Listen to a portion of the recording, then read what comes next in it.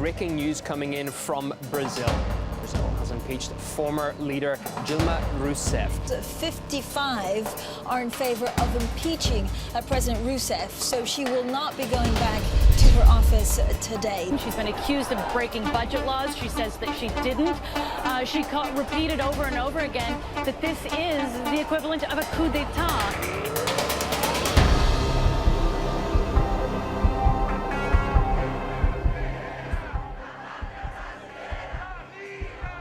For some, she fought in defense of Brazil. For others, she was responsible for the country's downfall. 18 months ago, the divisive Dilma Rousseff lost one of her life's most important battles. The former Marxist guerrilla who took up arms against Brazil's military dictatorship has lived through imprisonment and torture, but says being ousted from office was her darkest hour.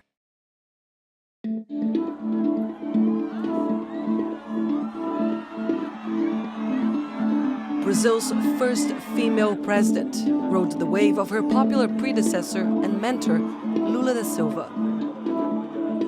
Dilma Rousseff virtually inherited power from him.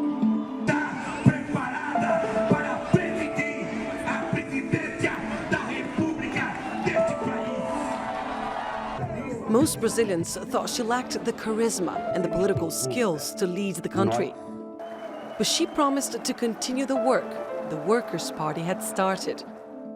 The Partido dos Trabalhadores, or PT, had been elected to change Brazil. And it did, to a certain extent, by lifting hundreds of thousands of people from poverty thanks to generous social programs. But the party fell short of one of its most important promises: to clean up corruption. Instead of ending graft, the PT got sucked into it.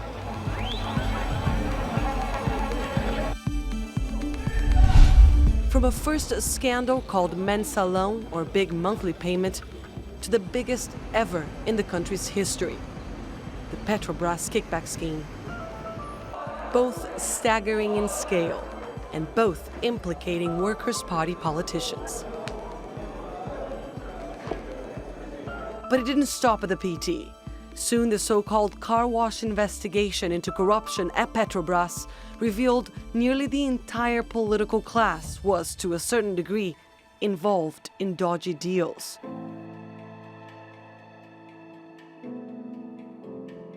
Brazilians who had never had that much faith in politicians lost all hope.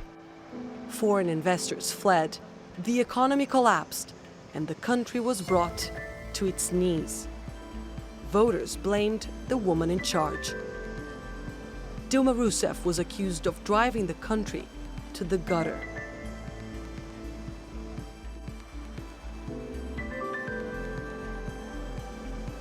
Dilma Rousseff's rise and fall has mirrored what happened to Brazil.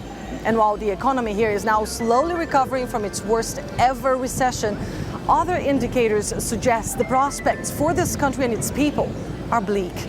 Most Brazilians will tell you they don't believe this year will be any better than the last, and that nothing here has really improved since Dilma Rousseff's removal from office, as they were led to believe it would. Se falou muito que se tirasse ela, melhoraria a situação. Aí o povo foi nessa conversa, né? Aí eu também achava, né? Tirou e ficou pior ainda.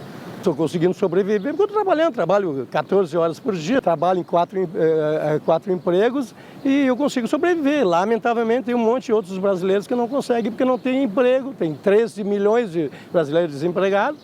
Tá ruim até para sair de casa, não sabe se sai e volta, porque não tem mais horário para tiroteio, é de manhã, é de noite, é qualquer hora. Não foi de uma maneira correta. Não fomos nós que tiramos elas de lá, né? Foi o povo que votou, mas não foi a gente que tirou. I traveled to Brazil to speak to Dilma Rousseff herself. At her home in the country's south, I am going to ask her how did it go so wrong for her and for Brazil. Se a senhora não se importar, Eu vou fazer as perguntas em inglês e depois eu traduzo em português, ou a senhora não precisa... Entenda, Se entende, você né? falar direitinho e calma. Direitinho. Então tá ótimo. President Dilma Rousseff, thank you very much for speaking to us.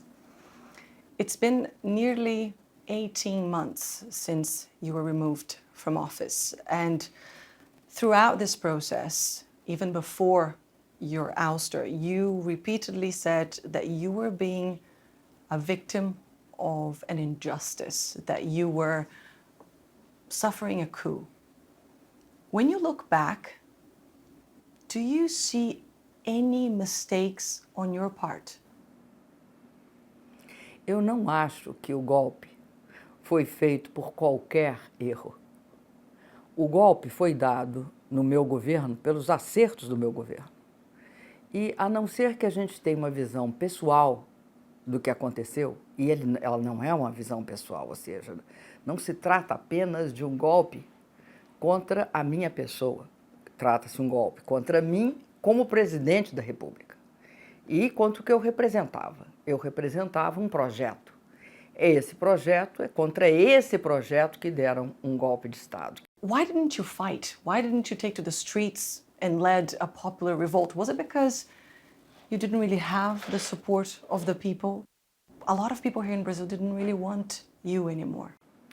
Olha, naquele momento houve no Brasil, porque esse golpe ele não ocorre só com base em situações objetivas ou valores objetivos, né? Ele usa a manipulação midiática e todo o processo, que inclusive é bastante interessante, que começa em 2013 aqui no Brasil, que é um processo de tentar construir as condições para que subjetivamente o golpe ocorra.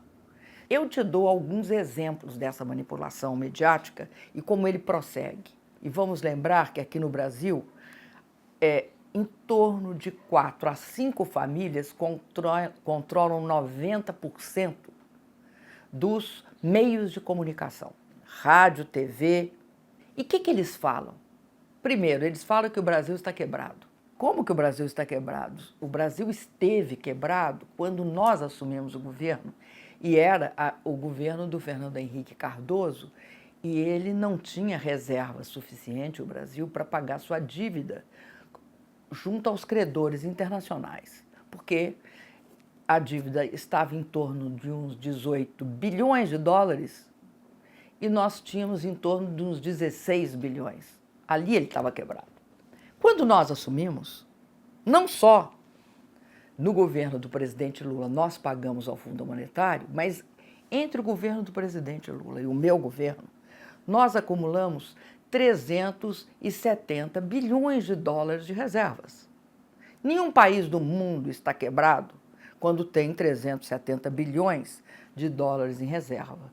Não tem. Nós somos credores líquidos internacionais. So I want to ask you about corruption. Brazil still is suffering with the biggest corruption scandal in the history of this country, the kickback scheme at Petrobras. It happened under your watch. And a lot of people here in Brazil were upset. They didn't exactly buy your explanation that you simply didn't know. Do you think you should have been more thorough? Olha, eu acho interessantíssima essa sua pergunta, porque ela vai contra todas as evidências. Exemplo de evidência.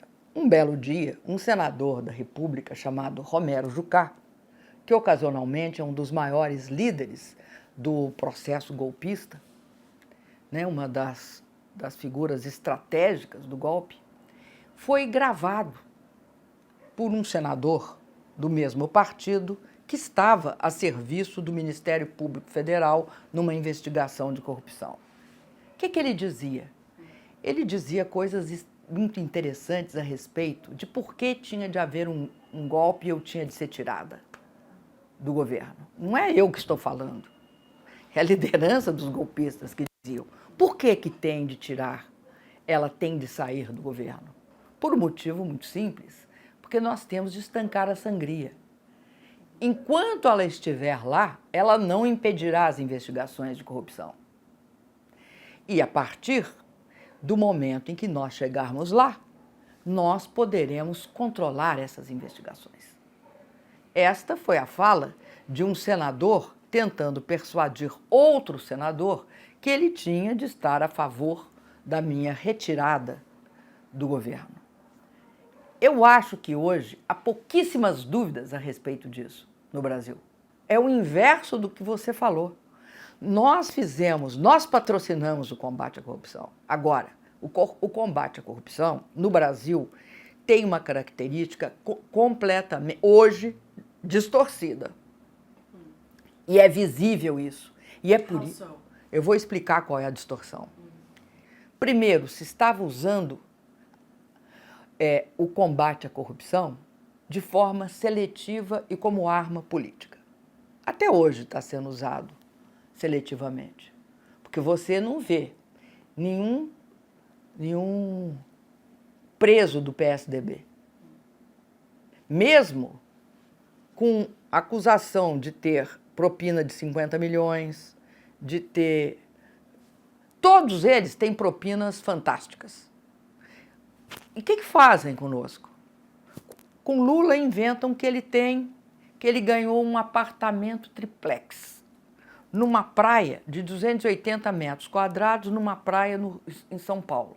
Aí, primeiro, dizem que ele ganhou esse apartamento porque tem 3 contratos da Petrobras, que beneficiou a empresa OAS, dona do apartamento.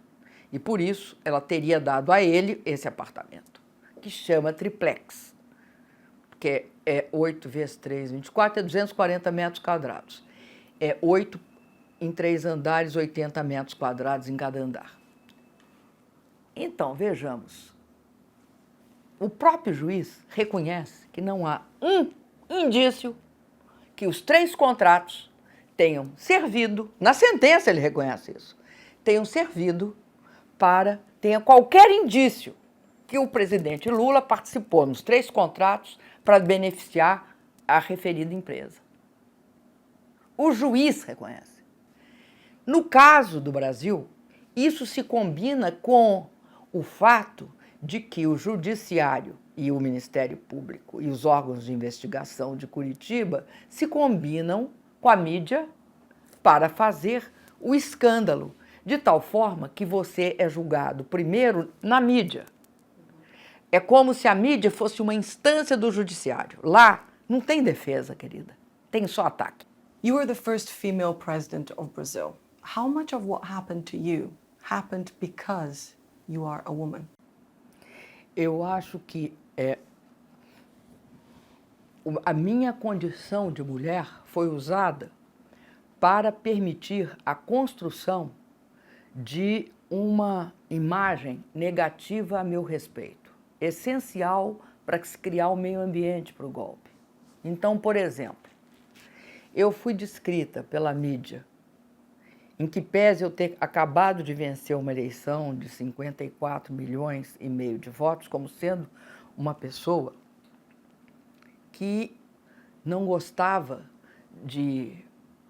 Enfim, não tinha assim, um impulso para fora. Por quê? Porque era uma mulher dura, era uma mulher fechada em mim mesma, era uma mulher muito rígida. Um homem não seria descrito como um homem duro, fechado em si mesmo. Seria um presidente firme, né?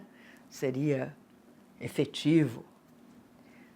Eu fui descrita como sendo uma mulher que só gostava, que ficava, que tinha assim uma insensibilidade. Não procura assim... Não era insensibilidade, corta. Eu era simplesmente sensível excessivamente. Tanto que eu era sensível que eu podia, inclusive, diante do processo de impeachment, me desconstruir. Então, veja bem, não precisa de ter lógica interna. Eu podia ser dura e rígida e ser frágil, extremamente frágil. O homem seria, não seria frágil, né? Ele seria o quê? Sensível. Seria uma pessoa, né, que... In touch with his feelings. Isso mesmo. Aquela pessoa que tem a capacidade de transmitir sentimento. I noticed that you're almost joking now, that you're smiling about this, but I imagine that Não, mas that hurt. No? Posso falar uma coisa? A gente tem hora, isso eu aprendi, a gente tem hora que ri porque o riso é uma arma, da crítica também. Porque se ri quando você identifica a verdade naquilo que está sendo dito. Uma vez, inclusive, uma pessoa disse para mim, mas você é normal. Veja bem, um mundo em que você constrói a anormalidade do outro, é esse o mundo da misoginia. É anormal ser mulher. E ser mulher na política. Então, isso, eu fiz questão, por exemplo, uma das coisas que eu fiz questão de ir ao Senado. Para mostrar To defend yourself, que you gave uma that mulher speech. pode perfeitamente enfrentar dificuldades com absoluta tranquilidade. Não é tranquilidade no sentido que você não está ligando, mas com a firmeza de quem se acha do lado da justiça. E eu me achava do lado da justiça. You went through a lot in your life. We know that you were imprisoned, you were tortured in your youth. Was the impeachment the hardest moment in your life? Eu acho que é. Eu vou explicar por que é. Nisto não vai uma avaliação em relação à intensidade do golpe militar e do impeachment. No golpe militar, eu estava no início da minha vida. Né? Eu fui para a prisão, eu tinha o quê? 20 anos? E tem uma coisa, com 20 anos, a prisão, ela é difícil, ela é dura, mas tem uma perspectiva muito grande de futuro. E o golpe militar foi um golpe muito duro, porque por 21 anos o Brasil ficou completamente fechado, sem direitos, tortura, prisão, morte, exílio, tudo isso. Agora, no golpe, no impeachment, é muito duro você ver destruírem o trabalho efetivo que você está fazendo, que está sendo feito. É uma coisa que dói. You talked about Lula. You defended your predecessor and your mentor in politics. Do you see Lula as a possible future leader in this country, and would you be part of that? Eu não acho que o Lula é o próximo líder nesse país. Eu acho que ele é, hoje, o líder nesse país. Eu acho que eles estão com essa perseguição no dia 24 de janeiro, de tentar condená-lo para impedir que ele seja eleito presidente da República, por isto, porque ele é o maior líder popular desse país. E ele é o único, do meu ponto de vista, em condições, agora, para poder recompor, reconstruir o país. Fazer com que o país se encontre consigo mesmo e possa desenvolver não só a sua economia, mas voltar a garantir que a gente olhe para esse povo e considere que ele é a maior riqueza que esse país tem. São os 208 milhões de brasileiros e brasileiras. O Lula pode fazer isso. Eu sempre estarei ao lado, eu sempre seguirei esse processo, porque é esse o projeto que eu acredito. Eu acho que... Would you go back as a part of his government? Would you be a member of Lula's government? Eu não acredito, e eu vou te falar uma coisa, eu não acredito, em hipótese alguma, que eles, se tiverem uma conduta justa, que compadeça com o Estado Democrático de Direito, eles condenarão o Lula. Agora, se condenarem, eles terão e encontrarão a maior resistência. Nós resistiremos e nós insistiremos porque esse é um processo que não se esgota nessa luta aqui. Ele é o futuro de uma visão do Brasil desenvolvido como nação, e não medindo só o PIB. Esta é uma questão que tem a ver com o dia 24. O que está em jogo no dia 24 é o futuro do Brasil. O Lula é o futuro do Brasil. Hoje ele representa a possibilidade desse país todo ferido, todo dividido, se recompor. É isso que o Lula representa. E o grande problema é que eu acredito que as condições para isso, nós é que temos de construir. Nós vamos ter de enfrentar e resistir a esse processo de injustiça. Porque é o seguinte, é simples o processo.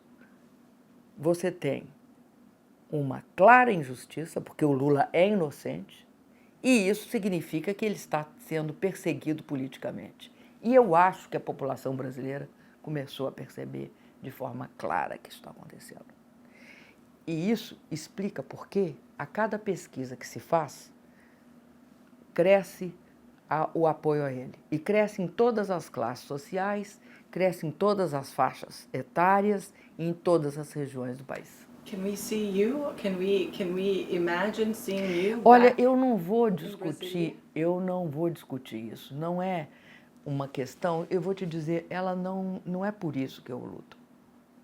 Eu comecei a fazer política há muitos anos atrás. Se você Would you be interested? Pois é, mas o maior tempo da minha vida, eu fiz política sem estar em Brasília. Eu não preciso de estar em Brasília para fazer política. Presidente Dilma Rousseff, muito obrigada por essa entrevista. Muito obrigada, presidente. Até tem tempo de aposentadoria, viu, gente? Faz conta assim, ó. Mesmo nessa reforma da Previdência, Não, nessa reforma eu tenho 64 anos de trabalho, pô.